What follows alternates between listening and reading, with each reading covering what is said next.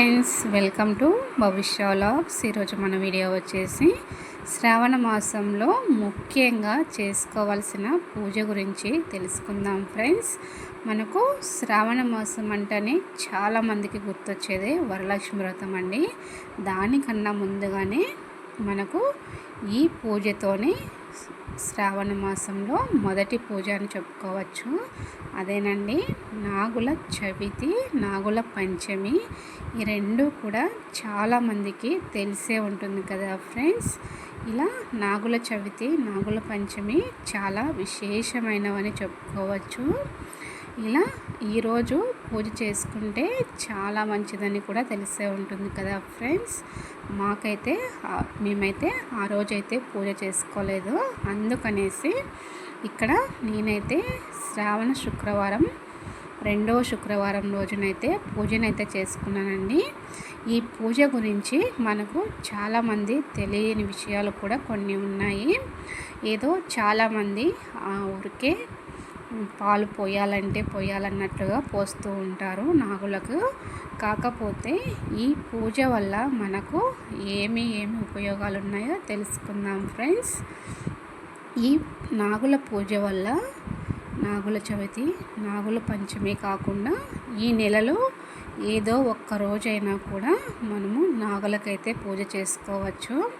ఈ నెలలో ఏ రోజు చేసుకున్నా మంచిదే అని కూడా చెప్పవచ్చు ఫ్రెండ్స్. అందుకనేసి ఈ నాగుల పూజ వల్ల మనకు ఉపయోగాలు ఏమిటంటే, చాలామందికి సంతానం కలగకుండా ఉంటారు కదా, అలాంటి వారికి నాగదోషం వల్ల పిల్లలు కాకుండా ఉంటారండి.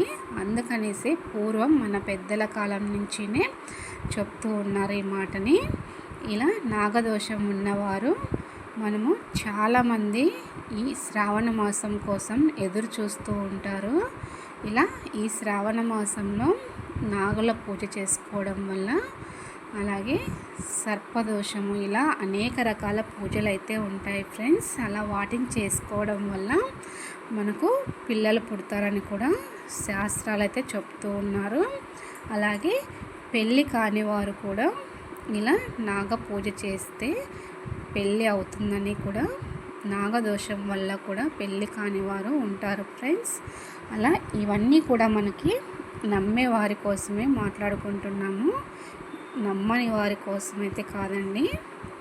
ఇక్కడ మనం ప్రసాదంగా వచ్చేసి ముఖ్యంగా నాగల చవితికి మా అనంతపూర్ సైడ్ అయితే ఇవే చేస్తామండి.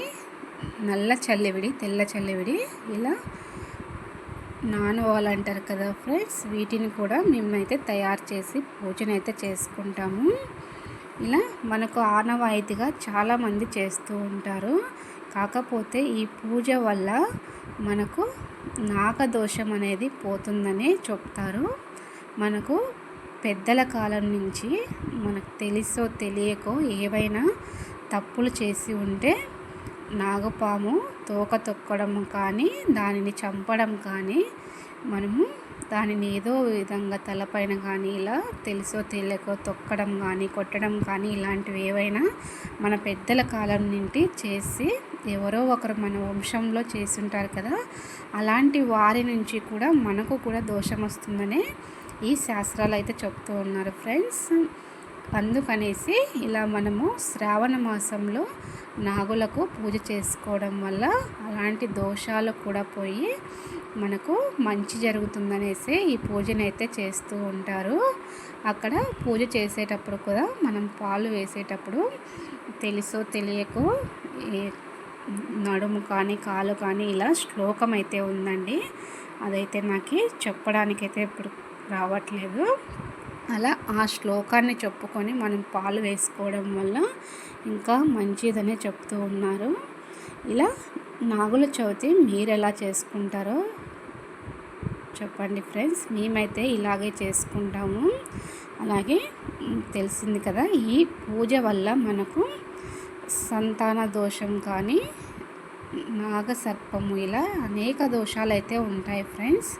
అలాగే పెళ్ళి కాని వారు, విద్య, అలాగే ఎన్నో సమస్యలతో బాధపడే వారందరికీ కూడా ఈ పూజ మంచి ఫలితమే ఇస్తుందని మనకు తెలిసిన విషయమే కదా ఫ్రెండ్స్. ఈ వీడియో ఎలా అనిపించిందో ప్లీజ్ కామెంట్ చేయండి. ఈ వీడియో కనుక నచ్చితే మీ ఫ్రెండ్స్కి రిలేటివ్స్కి షేర్ చేయండి. ఇక్కడ మేమైతే నాగుల పూజ చేసుకున్న తర్వాత మళ్ళీ మన పూజా మందిరంలో కూడా స్వామివారికి నైవేద్యాన్ని సమర్పించి కొబ్బరికాయ కొట్టుకున్న తర్వాత ఉపవాసాన్ని అయితే విడిచిపెడతాం ఫ్రెండ్స్. అంతవరకు కూడా ఉపవాసంతోనే పూజనంతా కంప్లీట్ చేసుకోవాలి.